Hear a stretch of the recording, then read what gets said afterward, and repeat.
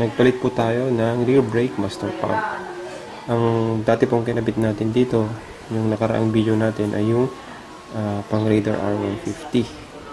Ngayon, tinesting po natin yung pang ATV.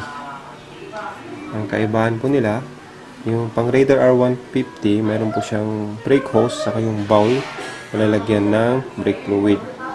Ito pong pang ATV, kasama na po sa master pump yung lalagyan ng brake fluid. Ito po yun. Meron na po siyang indicator kapag paubos na siya. And dito po natin lalagay yung brake fluid dito sa taas. Bubuksan po natin to.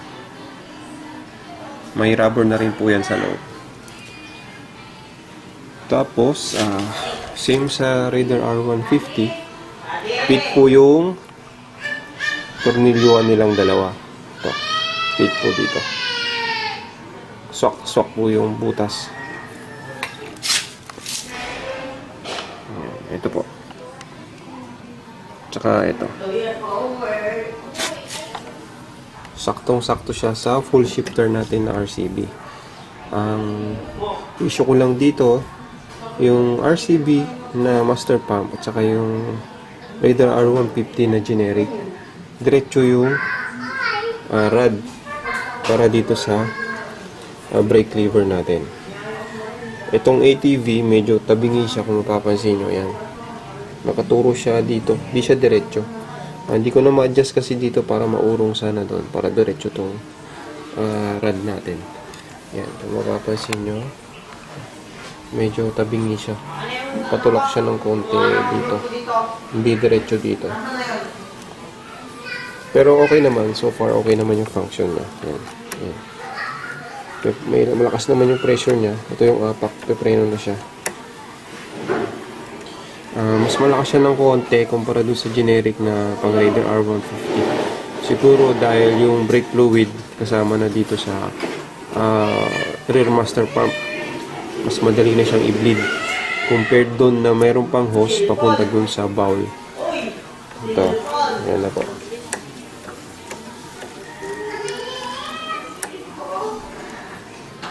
Same lang din. Nilagay ko lang din yung dating brake hose natin.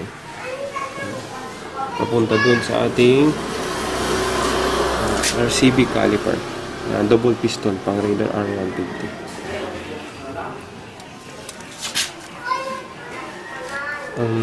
Same price lang yata to nung pang Raider R150 na generic. Actually wala ring brand to eh.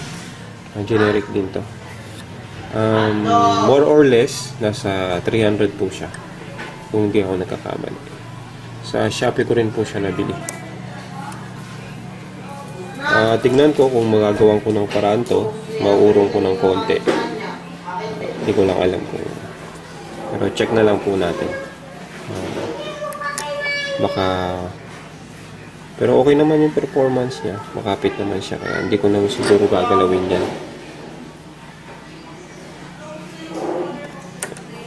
Ito ulit yung pump. Yan. Pressure na po yan.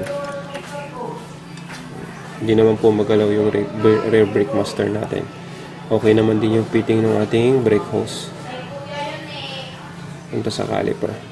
At the same time, yung ating bolt, banjo bolt, sakto rin naman po dun sa thread yung ATV na rear master pump.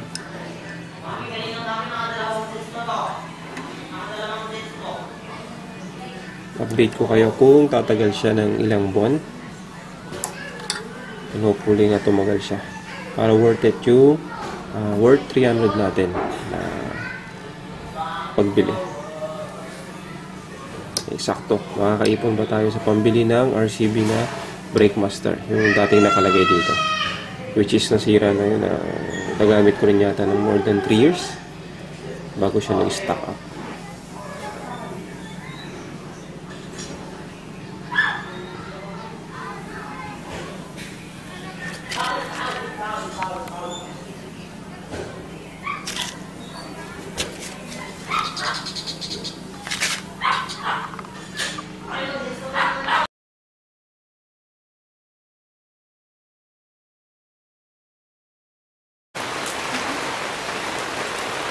Wala po siyang tail light. Ayan, wala pong ilaw. Tsaka wala po siyang brake light.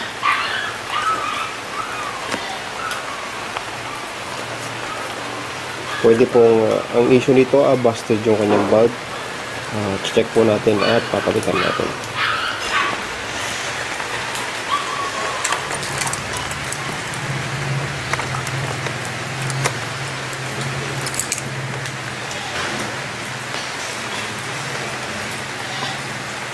Dito po yung kanyang tail light. Ikot lang po natin. Saka natin hugutin.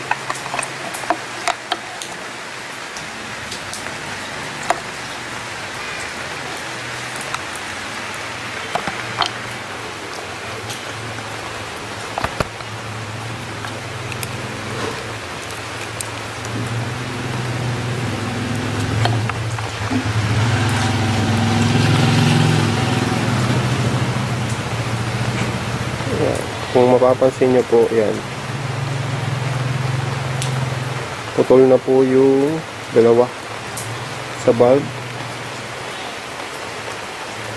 Kaya wala na po siyang ilaw. Palitan po natin ng bago.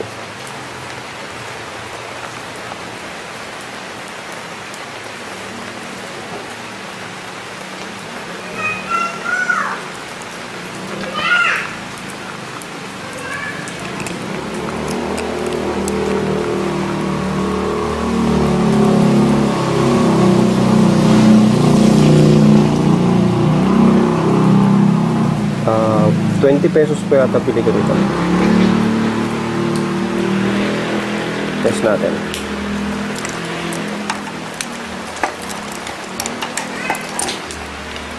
Ayan, ilaw na po siya. Tapos mag-brake light tayo.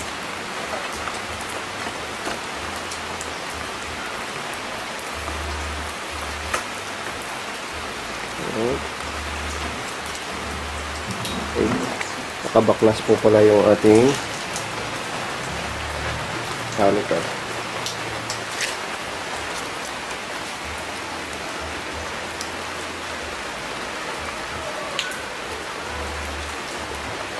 Check ulit natin mamaya pag nakabit na natin yung ating front brake. So,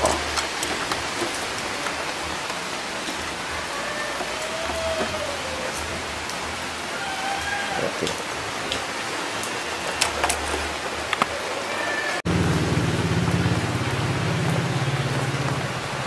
Pag nalagay na yung bulb, balik ulit natin sa socket. Tapos, dun sa lagayan.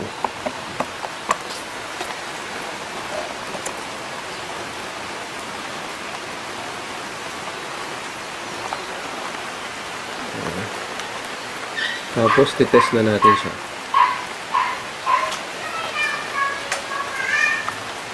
Ayan. Tail light na siya. Titest natin yung brake light.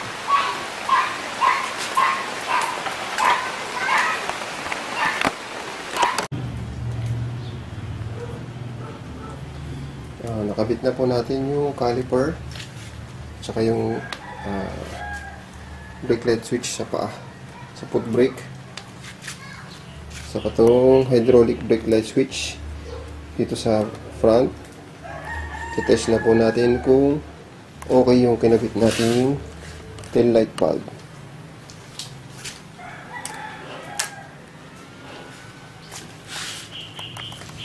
Yan po yung park light. Ito po yung foot brake. Ayan, may ilaw po siya pag inaapakan. Ayan. Ito naman po yung handbrake. Ito. May ilaw din po siya pag ayan.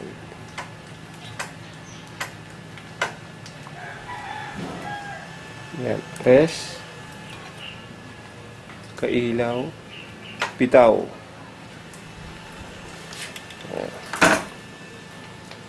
So, okay na po yung bulb. Palitan na po natin yung bulb. brake light switch, saka hydraulic brake light switch. Ito yung spring type, yung stock niya.